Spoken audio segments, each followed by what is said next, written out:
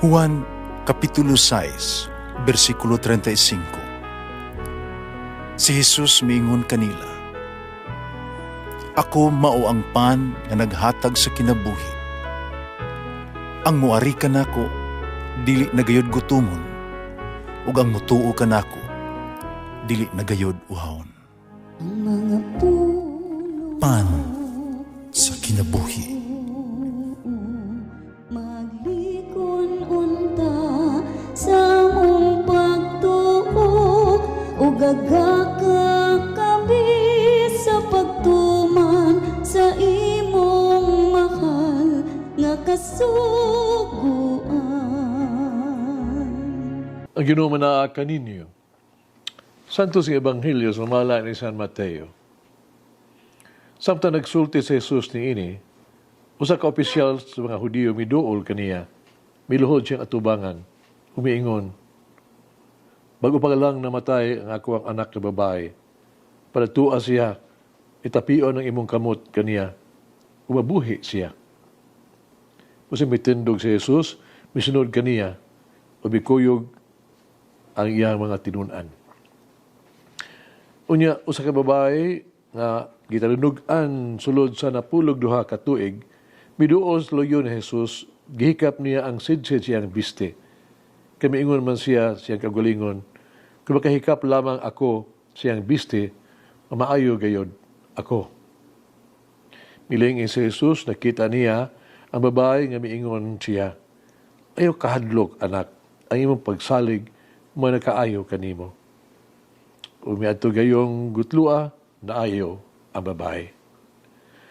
Busa, miadto si Jesus sa balay sa opisyal, pagkita niya sa mga musikiro alang sa paglubong o sa mga tao nagaguliyang, mingon siya, "Gula ka mong tanan, wala mamatay ang bata, natulog lamang siya." Tungod ini gibulbugalan nila siya, si Jesus.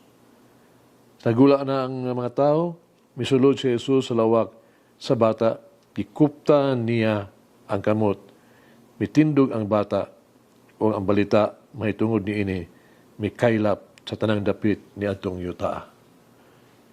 Ang Ebanghelyo sa Ginoo. Pasalamati ang Ginoo, kay siya maayo, ang iyang gugma mulungtad, hangtod sa kahangturan. Pasalamati ang Diyos sa tanang mga Diyos, ang iyang gugma malungtaron. Pasalamati ang Ginoo sa mga Ginoo, ang iyang gugma malungtaron.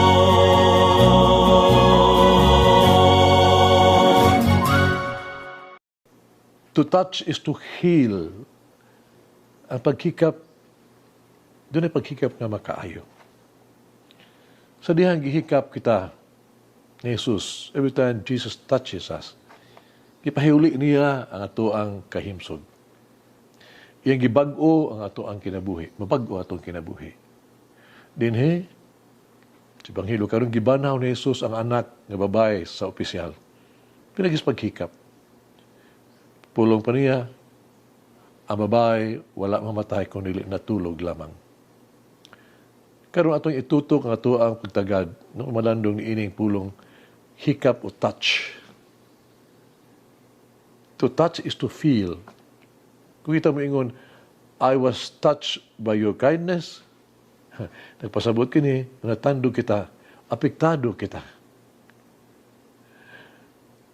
Kung ingon kita, "Your words touch me," ipahayag nato kang iyang pulong nakatandog sa tong kasing-kasing o dili nato gyud makalimtan. O kung ingon sad kita, keep in touch, atong gipasabot, ipadayag, nagpadayon ng atong bukas ang linya sa atong komunikasyon sa isig usa. Usa ato ikasulti bahin sa paghikap ni Jesus. Sa dihang si Jesus mihikap, siya nag-abot, reach out to us, nag-abot ka nato. Siya nangita ka nato, aron pagbabalik ka nato, ngadto balik, nga riya ngadto sa Dios.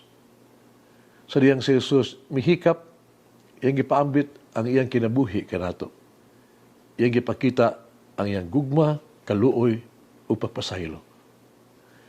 Usa may ato ang ikasulti bahin sa paghikap sa babae ng Ebanghelyo karon. Ang iyang paghikap napakita sa iyang kaisog ba o determinasyon sa pagduol kang Hesus. Ang iyang paghikap nagpadayag sa iyang lig-ong na pagtuo kang Hesus. Ang iyang paghikap may konkretong kumatuod sa iyang pagsalig kang Hesus. Ang iyang paghikap nakapadayag sa walay laing ng pakiling-ingnan, panag-ingnan, the last recourse sa iyang kinabuhi. Ipahayag niya ang iyang paghikap kung unsa gyud niya ang iyang gipangayo. Pinagis mga pulong, tabangi ako, tambali ako, ayuha ako. Unsa may ato ikasulti bahin sa atong paghikap when we touch. Atong hikapon ng uban aron makatabang to help. Kaya doon na kita kayuhan gikan sa paagi sa paghikap sa mga tao. Atong hikapon ang mga tao aron to serve them, alagaran sila, maghupay sila mga pag-antos.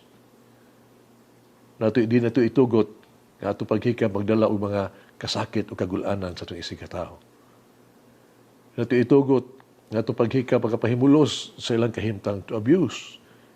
Kinahanglan na gitay respeto.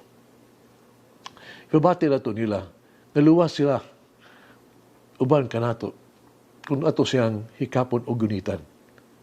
Hibaluan sila, ato hibaluan sila, nga sila gigugma, giatiman, o atong gidalangad to sa Dios. Sugulanong kinesa ka, bata, patang lalaki. Kanunay siyang naghimo og usa ka butang, pero nagbantay siyang lola ba? Yang kita tabangan kanunay. Kanunay siyang mato sa grocery, sugo-sugoon siya para siyang lola. Ang tagias tindahan, natandog kayo sa pagkabuutan ni bata. Unang gusto siyang utang gantihan kining bata, premiuhan. Kusa yang gihatag kaniya ang usa ka kahon nga chocolate. Gingnan niya siya pagkuha. Ang batanon ang bata, nipili usa ka piraso. Gingnan siya sa tag-iya, sa tindahan nga, pagkuha yung kutob sa imuhang mahakgo sa imong kamot. Ang bata, salamaton kayo, misulti sa tag-iya sa tindahan.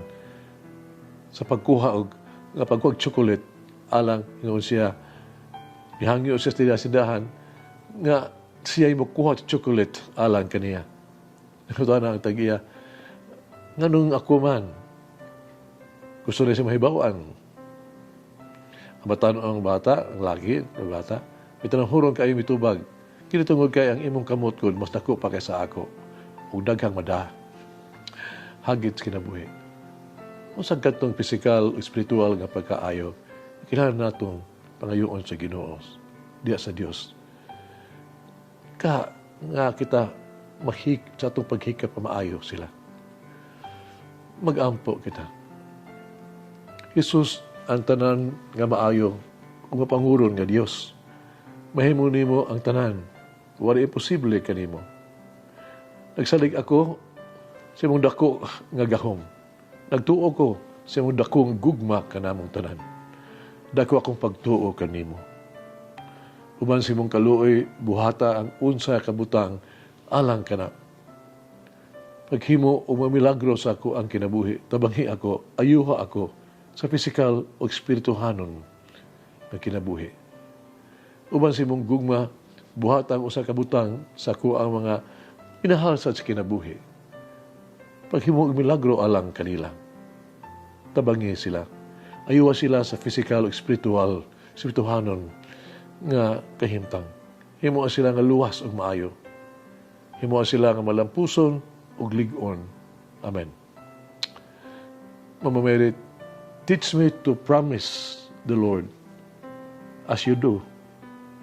Mulangin ang Diyos magagahom sa tanan, Amahan, Anak, Espiritu Santo. Amen. May the Lord of the divine mercy bless us all, heal us from all diseases and suffering. Ayun unta niya kita, tanang mga sakit na sa lawas, o sa kalag, body and soul. In the name of the Father, the Son, and of the Holy Spirit. Jesus, I trust in you. Amen. Whoever eats the bread of life will never hunger, says the Lord. Kay galaan inyong nabati ang pagpaambit ug hamubong pamalandong sa pulong sa Dios pinaagi sa tulumanon pan sa kinabuhi nga gidumala ni Monsignor Daddy Silva. Hangtod na usab sa sunod higayon, daghang salamat. The bread of life